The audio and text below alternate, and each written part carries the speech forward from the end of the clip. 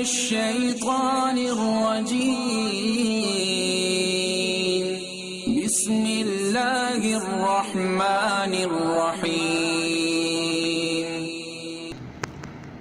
قال الله تبارك وتعالى كما ورد في القرآن العظيم أعوذ بالله من الشيطان الرجيم بسم الله الرحمن الرحيم هو الذي أرسل رسوله بالهدى ودين الحق ليظهره على الدين كله ولو كره المشركون صدق الله العظيم.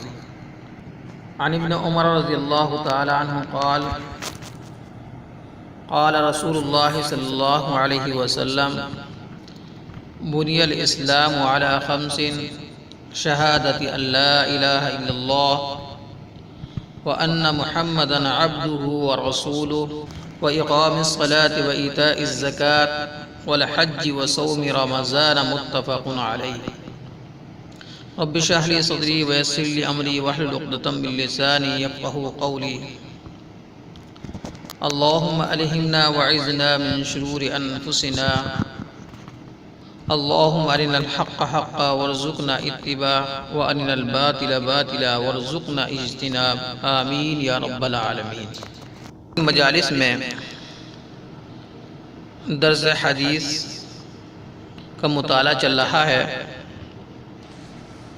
اس سے ماقبل جو حدیث تھی اس حدیث میں حضرت جبریل علیہ السلام نے حضور اکرم صلی اللہ علیہ وسلم سے ایمان اور اسلام اور احسان کے سلسلے میں گفتگو کی. ایک انٹرویو لیا حضور اکرم صلی اللہ علیہ وسلم کا. حضور اکرم صلی اللہ علیہ وسلم سے ایک سوال کیا گیا تھا، وہ یہ ہے کہ آپ مجھے بتلائیے کہ اسلام کیا ہے.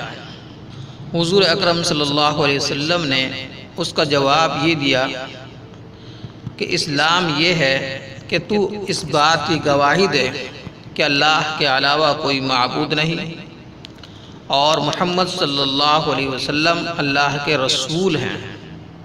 اسی طریقے سے تو نماز قائم کرے اور زکوٰۃ ادا کرے، رمضان کے روزے رکھے، اور اگر اللہ تعالیٰ نے اتنی استطاعت دی ہے تو حج کریں. اگر کوئی شخص یہ تمام کی تمام چیزیں مانتا ہے اور اقرار کرتا ہے تو گویا کہ وہ شخص مسلمان ہے. پھر حضرت جبریل علیہ السلام نے دوسرا سوال کیا، اچھا پھر ایمان کیا ہے؟ تو ایمان کے سلسلے میں حضور اکرم صلی اللہ علیہ وسلم نے جواب دیا، ایمان یہ ہے کہ تو ایمان لائے اللہ پر اور آخرت کے دن پر، اور اس طریقے سے اس کے تمام رسولوں پر اور اس کی تمام کتابوں پر اور تقدیر پر ایمان رکھے کہ جو بھی خیر یا شر جو بھی ہوتا ہے وہ اللہ کی طرف سے ہوتا ہے. اللہ تبارک و تعالی نے اس کو پہلے سے لکھ رکھا ہے. اگر کوئی شخص دل سے اس بات کا یقین کرتا ہے اور دل میں یہ بات اس کے گھر کر جاتی ہے، اعتقاد اور اعتماد مضبوط ہو جاتا ہے، تو یہ سمجھو کہ وہ شخص مسلمان ہے، اسی کے ساتھ ساتھ وہ شخص مومن ہے. اس کے بعد حضور اکرم صلی اللہ علیہ وسلم سے ایک اور سوال کیا کہ پھر احسان کیا ہے؟ تو حضور اکرم صلی اللہ علیہ وسلم نے ارشاد فرمایا، احسان یہ ہے ان تعبد اللہ کأنک تراہ فإن لم تکن تراہ فإنہ یراک، کہ تو اس طریقے سے عبادت کر گویا کہ تو اللہ کو دیکھ رہا ہے. اگر تیرے اندر یہ خشوع اور خضوع نہ ہو سکے تو دوسری صورت یہ ہے کہ تم اس بات کا استحضار کرو کہ پھر اللہ تبارک و تعالیٰ تمہیں دیکھ رہے ہیں. نماز اگر تم پڑھ رہے ہو، روزہ رکھ رہے ہو، تو اس بات کا خیال رکھو کہ اللہ تبارک و تعالیٰ ہی کے لیے میں رکھ رہا ہوں، اسی کے لیے کر رہا ہوں، اخلاص للہیت کے ساتھ کر رہا ہوں. اگر کوئی شخص ان تمام چیزوں کو اخلاص کے ساتھ ادا کرتا ہے تو پھر یہ ہے کہ یہ عبادت مکمل طور سے کامل طریقے سے عبادت ہے اور اللہ کے یہاں یہ قابل قبول ہے۔ اس حدیث میں اسلام کے 5 بنیادی اصولوں کو بیان کیا گیا کہ اسلام کی بنیاد 5 چیزوں پر ہے۔ اس کے راوی ہیں حضرت ابن عمر رضی اللہ تعالی عنہ۔ آپ اسلام کے دوسرے خلیفہ راشد حضرت عمر فاروق رضی اللہ تعالی عنہ کے صاحبزادے اور نبی اکرم صلی اللہ علیہ وسلم کے جلیل القدر صحابی ہے۔ آپ کی پیدائش سال نبوت سے 1 سال پہلے مکہ معظمہ میں ہوئی۔ آپ نے 73 یا 74 سال کی عمر پائی۔ تو یہ ہے راوی حضرت عبداللہ ابن عمر رضی اللہ تعالی عنہ۔ وہ بیان کرتے ہیں کہ حضور اکرم صلی اللہ علیہ وسلم نے ارشاد فرمایا، بنی الاسلام علی 5، اسلام کی بنیاد 5 چیزوں پر ہے۔ شہادت اللہ الہ الا اللہ، گواہی دینا اس بات کی کہ اللہ کے علاوہ کوئی معبود نہیں، وَأَنَّ مُحَمَّدًا عَبْدُهُ وَرَسُولُهُ، اور بے شک محمد صلی اللہ علیہ وسلم اس کے بندے اور اس کے رسول ہیں۔ وَإِقَامِ الصَّلَاةِ، اور نماز قائم کرنا، وَإِتَاءِ الزَّكَاةِ، اور زکوٰۃ ادا کرنا، وَالْحَجِّ، اور حج عطا کرنا، وَصَوْمِ رمضان، اور رمضان کے روزے رکھنا۔ یہ روایت ہے متفق علیہ۔ متفق علیہ اس روایت کو کہا جاتا ہے جو کہ بخاری اور مسلم ان دونوں کتابوں میں یہ روایت موجود ہو، اور جس کے اوپر دونوں کے دونوں امام مسلم رحمۃ اللہ علیہ اور امام بخاری رحمۃ اللہ علیہ نے اتفاق کیا ہو۔ جو حدیث ایسی ہوتی ہے تو وہ حدیث بالکل مرفوع ہوتی ہے اور اس پر عمل کرنا واجب کا درجہ رکھتا ہے۔ تو اب یہ ہے کہ حضرت ابن عمر رضی اللہ تعالی عنہ نے جو حضور اکرم صلی اللہ علیہ وسلم کی جو روایت بیان کی، جس میں اسلام کے 5 اہم بنیاد کو بیان کیا گیا، اصول کو بیان کیا گیا، اس میں حضور اکرم صلی اللہ علیہ وسلم نے اسلام کے ان 5 اصولوں کو اسلام کی بنیاد قرار دیا۔ اسلام کی تشبیہ عمارت سے دی جا سکتی ہے۔ جس طرح کوئی شخص بلند بالا عمارت یا کوئی خوبصورت بلڈنگ بنا رہا ہو، چاہے اس بلڈنگ کو کتنا بلند بالا بنا لیا جائے تو اس وقت تک وہ بلڈنگ مضبوط نہیں رہ سکتی جب تک کہ اس کے نیچے جو فاؤنڈیشن، جو اس کی بنیادیں ہیں، جو اس کے ستون نہ ہو یا اس کی بنیادیں مضبوط نہ ہو۔ پھر اس کے بعد اس بلڈنگ کی دیواریں کھڑی کی جاتی ہے، پھر چھت ڈلتی ہے، پھر اس میں سیمنٹ ہوتا ہے، اور اسی کے ساتھ ساتھ میں اس کی در و دیواروں کے نقش و نگار، اور پھر طاق اور محراب کی آرائش، یہ بعد کی چیزیں ہیں۔ لیکن سب سے پہلے اس بلڈنگ کی مضبوط کے لیے جو ضروری ہے وہ اس کے ستون ہے۔ تو جس طریقے سے بلڈنگ کی عمارت کو مضبوط کرنے کے لیے اس کے ستون کا مضبوط ہونا ضروری ہے، اسی طرح اسلام کے بھی 5 بنیادی ستون ہیں جن کے بغیر کوئی شخص اپنے اسلام کے وجود کو برقرار نہیں رکھ سکتا۔ انہی 5 ستونوں کو اس حدیث میں ذکر فرمایا گیا ہے۔ ایک تو حدیث میں سب سے پہلا جو ستون ہے وہ توحید ہے، عقیدہ توحید، اللہ تبارک و تعالی پر ایمان لانا کہ اللہ تبارک و تعالی ایک ہیں، اس کے سوا کوئی معبود نہیں، اور اس نے حضور اکرم صلی اللہ علیہ وسلم کو بھیجا ہے۔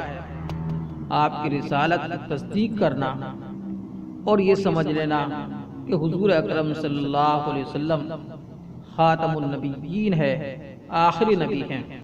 آپ کے بعد آسمان سے وحی کے ذریعے سے کوئی کتاب نازل نہیں ہوگی، بلکہ یہ قرآن مقدس جو حضور اکرم صلی اللہ علیہ وسلم پر نازل کیا گیا، یہ وہ قرآن ہے جو آخری کتاب ہے جس کو کہ حضور اکرم صلی اللہ علیہ وسلم پر نازل کیا گیا ہے۔ اور پھر یہ ہے کہ حضور اکرم صلی اللہ علیہ وسلم کی جو رسالت ہے، آپ کی رسالت پر تمام انبیاء علیہ السلام کی رسالت کو ختم کر دیا گیا۔ آپ کے بعد اس روئے زمین پر کوئی بھی نبی اور رسول نہیں آئے گا۔ آپ صلی اللہ علیہ وسلم کا مقصد یہ تھا کہ آپ دین کا اطمینان کر دیں، اتمام کریں۔ چنانچہ حضور اکرم صلی اللہ علیہ وسلم پر دین مکمل ہو گیا، اور قرآن کریم کی اس اعتبار سے حضور اکرم صلی اللہ علیہ وسلم پر آیت کریمہ نازل کر دی گئی، الیوم اکملت لکم دینکم واتممت علیکم نعمتی ورضیت لکم الاسلام دینا۔ آج سے میں نے تمہارے دین کو مکمل کر دیا اور تمہارے لیے اسلام کو میں نے منتخب کر لیا۔ لہذا حضور اکرم صلی اللہ علیہ وسلم کے پاس اور آپ کے بعد میں کوئی نبی اور رسول نہیں آئے گا، تو اس کی تصدیق کرنا یہ گویا کہ اسلام کے دوسرے اصولوں میں سے ایک اصول ہے۔ اسی کے ساتھ ساتھ میں اللہ تبارک و تعالی نے نماز فرض قرار دی ہے۔ چنانچہ قرآن مقدس میں اللہ تبارک و تعالی نے جا بجا ارشاد فرمایا، کہیں تو فرمایا ان الصلاۃ کانت علی المؤمنین کتابا موقوتا، بے شک اللہ تبارک و تعالی نے نماز بندوں پر وقت کے ساتھ فرض کی ہے، وقت مقررہ پر فرض کی ہے۔ لہذا جو نماز جس وقت اللہ نے بتلائی ہے اس نماز کو انہی وقتوں میں ادا کرنا ضروری ہے۔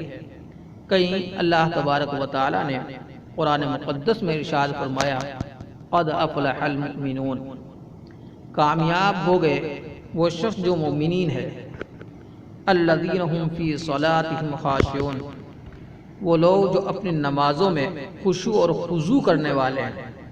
وہ اس اعتبار سے نماز پڑھتے ہیں گویا کہ اللہ تبارک و تعالی ان کو دیکھ رہا ہے۔ وہی احسان کا درجہ، خشوع اور خضوع کے ساتھ اللہ کی عبادت کرنا۔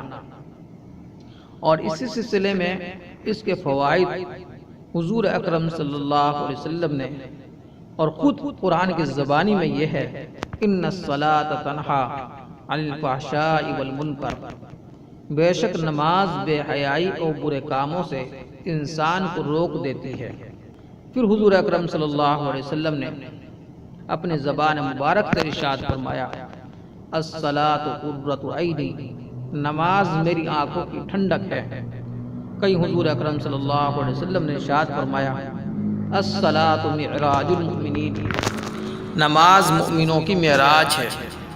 تو بہرحال نماز ایک اہم ستون ہے اسلام کا۔ کئی حضور اکرم صلی اللہ علیہ وسلم نے اس شخص کو جو نماز جان بوجھ کر چھوڑے اس کو کافر قرار دیا۔ ایک حدیث میں یہ ہے من ترک الصلاۃ متعمدا فقد کفر، جس شخص نے جان بوجھ کر نماز کو ترک کر دیا اس نے کفر کیا۔ گویا کہ اسلام اور کفر کے درمیان میں جو حد فاصل ہے وہ نماز ہے۔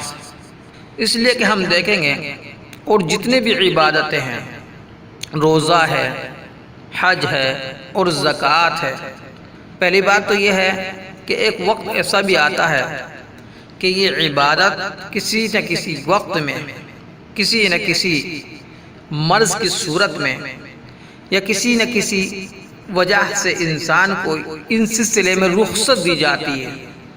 زکوٰۃ سب پر فرض نہیں، حج بھی سب پر فرض نہیں، روزے میں بھی اگر کوئی شخص مریض ہے یا کوئی ایسا سبب اس کے ساتھ لاحق ہو گیا، وہ سفر کی حالت میں ہے، تو اللہ تبارک و تعالی نے اس کو رخصت دی ہے وہ دوسرے ایام میں روزہ رکھ لے۔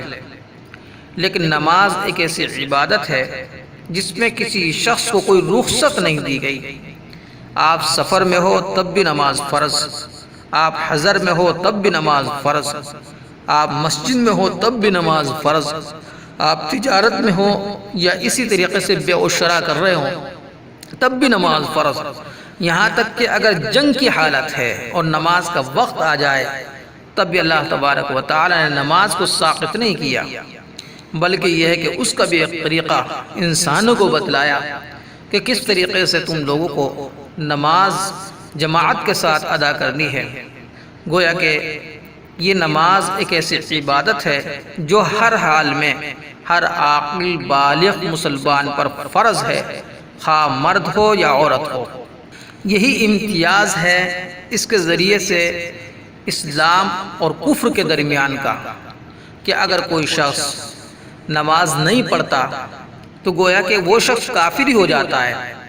اس حدیث میں حضور اکرم صلی اللہ علیہ وسلم کی چونکہ کفر کے سلسلے میں حضور نے فرمایا کہ جو شخص بھی نماز کو جان بوجھ کر ترک کرے گا وہ کافر ہوگا۔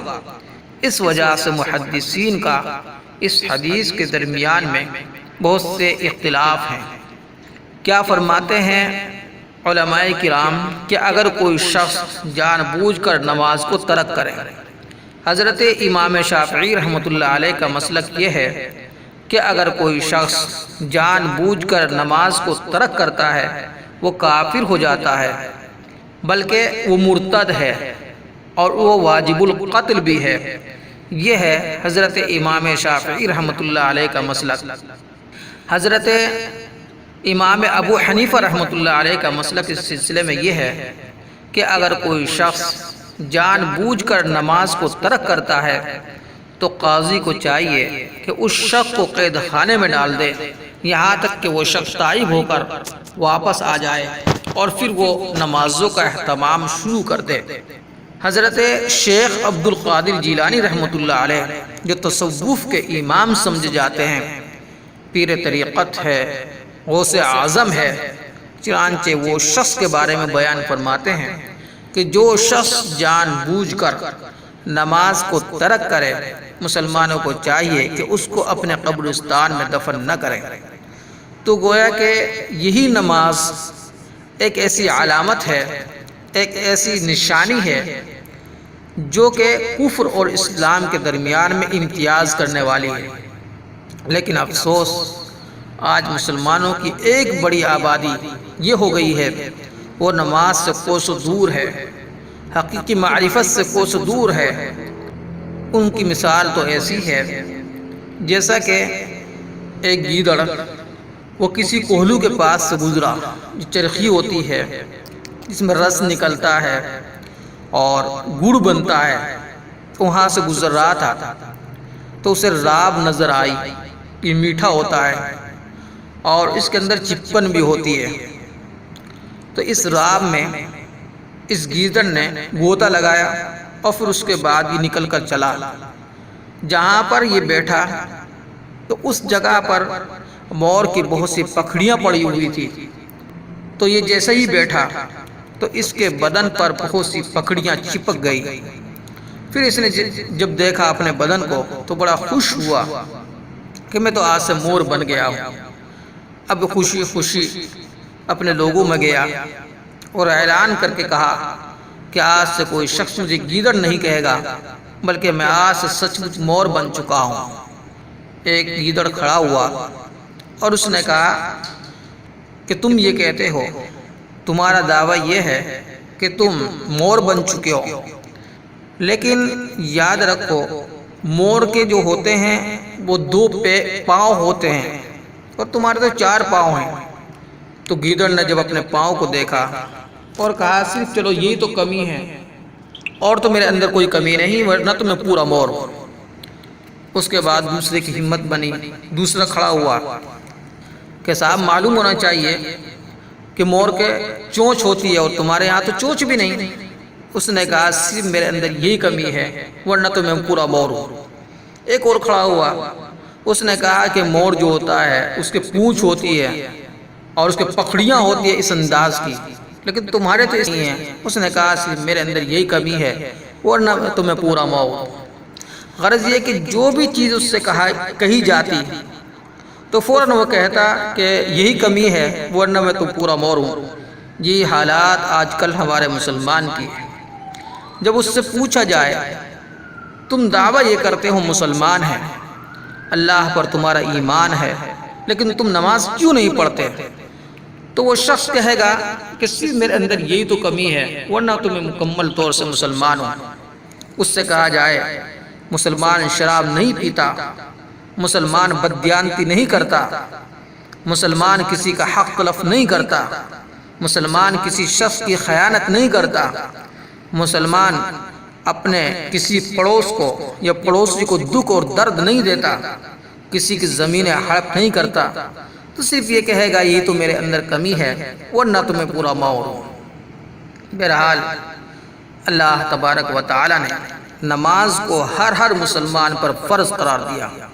اس حدیث میں بھی حضور اکرم صلی اللہ علیہ وسلم نے جو اسلام کے 5 بنیادی اصول بیان فرمائے، ستون بیان فرمائے، ان میں سے توحید کے بعد جو سب سے پہلا ستون قرار دیا وہ نماز ہے۔ اور پھر یہاں پر الفاظ آئے کہ اقام الصلاۃ، نماز کو قائم کرنا۔ ایک تو ہے نماز قائم کرنا، خود ادا کرنا، ایک ہے دوسروں کو بھی اس کی تلقین کرنا۔ لہذا مفسرین کا کہنا یہ ہے اقام الصلاۃ سے مراد یہ ہے کہ دوسروں کو بھی تلقین کرے کہ لوگوں آؤ نماز کی طرف، وَإِقَامِ الصَّلَاةِ۔ پھر فرمایا وَإِيتَاءِ الزَّكَاةِ، اور زکوٰۃ ادا کرے۔ یہ مال جو اللہ تبارک و تعالی نے انسان کو دیا ہے، دراصل یہ اللہ کی طرف سے ہے۔ وَمِمَّا رَزَقْنَاهُمْ يُنْفِقُونَ، جو ہم نے ان کو دیا ہے وہ رائے خدا میں خرچ کرتے ہیں۔ تو نا کی نسبت اللہ تبارک و تعالی نے اپنی طرف فرمائی، اور پھر ان لوگوں کے لیے جو شخص اللہ کی راہ میں خرچ کرتے ہیں بڑھوتری کا وعدہ فرمایا۔ اور زکوٰۃ کے معنی بھی پاکیزہ کرنے کے ہیں، پاک کرنا، صاف کر دینا۔ جو لوگ اللہ کی راہ میں خرچ کرتے ہیں اللہ تعالیٰ اس کے مال کو صاف اور شفاف کرتے ہیں۔ اور بلکہ جو لوگ اللہ کی راہ میں خرچ کرتے ہیں اللہ تعالیٰ اس کو قرض حسنہ سے تعبیر فرماتا ہے، من ذا الذی یقرض اللہ قرضا حسنا۔ جو شخص بھی اللہ تعالیٰ کو قرض حسنہ دے، اللہ تعالیٰ کو کسی مال کی ضرورت نہیں، وہ تو تمام کے تمام انسان کو بخشتا ہے، عطا کرتا ہے، آسمان سے تمام چیزیں نازل کرتا ہے، بارشیں برساتا ہے، زمین سے خزانے نکالتا ہے، تمہیں رزق پہنچاتا ہے، اسے کسی چیز کی احتیاج نہیں۔ لیکن اگر تم اس کے بندوں کے اوپر خرچ کرو گے، مساکین کو، یتامہ کو، وابن السبیل کو، جن اللہ تبارک و تعالی نے جو مصارف بیان فرما رہے ہیں، تو گویا کہ اللہ تبارک و تعالی ان سب کے مال کو قرض حسنہ سے تعبیر کرتا ہے، گویا کہ تم نے مجھے قرض حسنہ دیا۔ اب زکوٰۃ ہر اس شخص پر فرض ہے جو صاحب نصاب۔ صاحب نصاب وہ شخص کہلاتا ہے جس کے پاس 7 تولہ سونا ہو، یا 52 تولہ چاندی ہو، یا اتنے ہی پیسے کسی شخص کے پاس ہے، اور اس پر پورا سال گزر چکا ہے، تب اس شخص کے اوپر لازم اور ضروری ہے کہ وہ زکوٰۃ کو ادا کرے۔ جو شخص زکوٰۃ ادا نہیں کرے گا اس کے لیے بڑی وعید آئی۔ چنانچہ خود قرآن کریم میں اللہ تبارک و تعالی نے ارشاد فرمایا کہ جو لوگ سونا اور جواہرات کنز بنا کر رکھتے ہیں تو انہی کی جہنم میں تختیاں بنائی جائے گی، سونے اور جواہرات کی، جس کو انسان اپنے پاس رکھتا تھا، اور پھر ان تختیوں کو جہنم میں پکایا جائے گا، اور پھر ان کی پشتوں کو اس سے داغا جائے گا۔ یوم یحمى علیہا فی نار جہنم فتکوی بہا جباہہم وجنوبہم وظہورہم ھذا ما کنزتم لانفسکم فذوقوا ما کنتم تکنزون۔ اب وہ تختیاں جس کو تم اپنے پاس مال رکھتے تھے ان کی تختیاں بنائی جائے گی، اور اس کو جہنم میں پکایا جائے گا۔ پھر اس جہنم کی آگ سے تپنے کے بعد اس شخص کی پشتوں پر، اس کے چہروں پر اور اس کی پیٹھ پر اس سے داغا جائے گا، اور کہا جائے گا یہ وہ خزانہ ہے جو تم اپنے پاس رکھتے تھے۔ تو بہرحال اللہ تعالیٰ نے جن لوگوں پر زکوٰۃ فرض قرار دی ہے ان کو چاہیے کہ وہ زکوٰۃ ادا کریں۔ تیسری چیز بیان فرمائی والحج، حج ہر اس شخص پر فرض ہے جو استطاعت رکھتا ہو راستے کی، کہ میں یہاں سے جاؤں گا تو آمد و رفت کا کرایہ، پھر وہاں پر انسان رہے گا، اس کی ضروریات جو ہے وہ مکمل طور سے اس کے پاس اتنے خراجات ہو وہ صحیح طریقے سے اس کو پورا کر سکے۔ پھر اللہ نے اگر اس کو اہل و عیال دیے ہیں تو ان کی مکمل کفارت کر کے جائے۔ ایسا نہ ہو کہ تم حج کے لیے نکل جاؤ اور تمہارے بیوی اور بچے دوسروں کے سامنے ہاتھ پھیلاتے پھریں، کہیں ایسا نہ ہو کہ وہ کسی غلط کام کا ارتکاب کر ڈالیں۔ تو اگر آپ کے پاس اللہ نے اتنی وسعت دی ہے کہ آپ گھر کی کفالت بھی کر سکتے ہیں، آنے جانے کے اخراجات بھی برداشت کر سکتے ہیں، تو پھر ایسے لوگوں کے لیے اللہ کے رسول صلی اللہ علیہ وسلم نے فرمایا کہ وہ لوگ حج کریں۔ اور یہ حج کرنا اسلام کی بنیادوں میں سے ایک بنیاد ہے، ایک ستون ہے۔ وصوم رمضان، اور رمضان کے روزے رکھنا، یہ پانچواں ستون ہے۔ ہر مسلمان پر جو عاقل ہو، بالغ ہو، اللہ تبارک و تعالی نے روزہ فرض فرمایا۔ یا ایھا الذین آمنوا کتب علیکم الصیام کما کتب علی الذین من قبلکم لعلکم تتقون۔ اے ایمان والو، تمہارے اوپر روزہ فرض قرار دیا گیا ہے جس طرح سے تم سے پہلی امتوں پر فرض تھا تاکہ تم متقی اور پرہیزگار بن جاؤ۔ تو اللہ تعالیٰ نے جب تمہارے اوپر روزے کو فرض قرار دیا ہے، لہذا تمہیں اللہ تعالیٰ کی خوشنودی کے لیے اور متقی بننے کے لیے، اللہ کے قرب کے لیے ضروری ہے کہ روزہ رکھو۔ یہ پانچ بنیادی امور حضور اکرم صلی اللہ علیہ وسلم نے بیان فرمائے، یہ اسلام کی بنیادی ستون ہے۔ پھر اس کے بعد جس طریقے سے کوئی شخص پھر گھر بناتا ہے، پھر اس میں زیبائش کرتا ہے اور آرائش کرتا ہے، اور پھر اس کی آرائش اور اس کی زیبائش جو ہوتی ہے، در و دیوار پر رنگ، نقش و نگار، طاق اور محرابیں، یہ جب بنتی ہے، اس تمام کے تمام چیزیں، اس کا اسلام کے حسن و کمال کا انحصار بھی اعمال پر ہے۔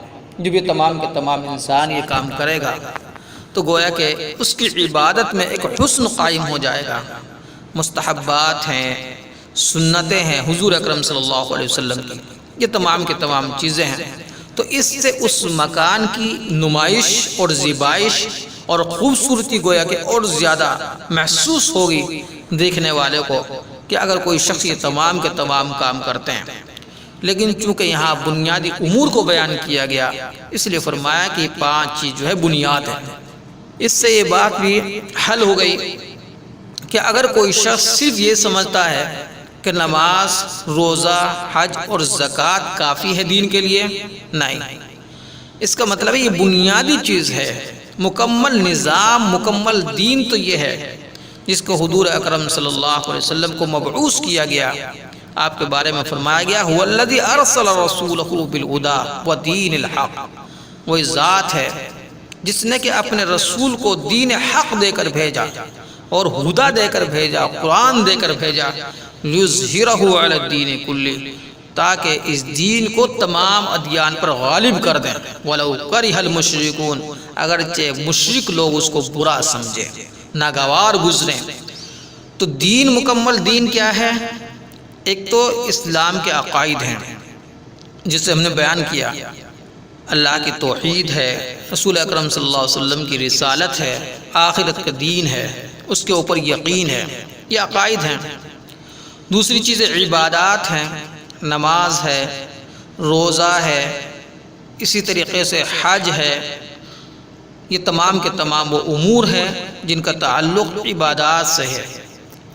تیسرے کچھ رسم و رواج ہیں، جیسے کہ عید ہے، بقرہ عید ہے، عقیقہ ہے، ختنہ ہے، یہ رسم و رواج ہے۔ لیکن اس کے علاوہ تین چیزیں اور ہیں، وہ ہے اسلام کا معاشی نظام، اسلام کا سماجی نظام، اسلام کا سیاسی نظام، اس لیے کہ دین اسلام مکمل دین ہے، وہ ضابطہ حیات ہے جس نے انسان کی زندگی کے کسی بھی گوشے کو تشنا نہیں چھوڑا بلکہ مکمل رہنمائی کی ہے۔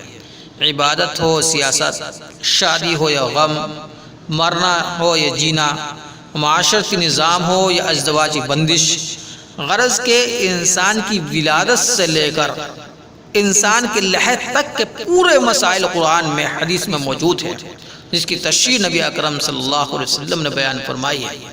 افسوس کا مقام یہ ہے کہ ہم صرف اسلام کے بارے میں یہ سمجھتے ہیں کہ صرف نماز ادا کر لی، ہم نے زکوٰۃ ادا کی، ہم صرف مسلمان ہو گئے، لیکن ہم اسلام کا جو معاشی نظام ہے، اسلام کا جو سماجی نظام ہے، اسلام کا ایک سیاسی نظام ہے، ان 6 چیزوں کو آپ ملائیں گے جب مکمل دین ہوگا۔ انشاءاللہ اس سلسلے میں کسی اور وقت گفتگو کی جائے گی۔ بارک اللہ لنا فی القرآن العظیم ورفعنا وإیاکم بالآیات والذکر الحکیم۔